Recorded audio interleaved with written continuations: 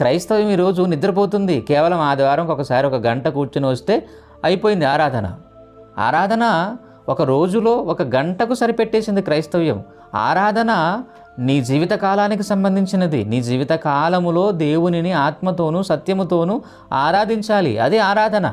నేటి క్రైస్తవ్యం కేవలం ఒక రోజుకి పరిమితం చేసింది ఆరాధన అంటే కాదు. నీ జీవిత కాలానికి సంబంధించింది ఆరాధన. వర్క్ ఈజ్ వర్షిప్ అన్నారు. అందుకే పనితో ఆరాధించండి, పని చేస్తూ ఆరాధించండి, మాటతోనూ నాలుకతోనూ కాక అన్నాడు బైబిల్లో. ఈరోజు ఆరాధన అంటే స్తుతులు, ఆరాధన అంటే పాటలు, ఆరాధన అంటే ఆదివారం ఒకసారి వెళ్ళడం. ఇది సమాజానికి అర్థమైంది.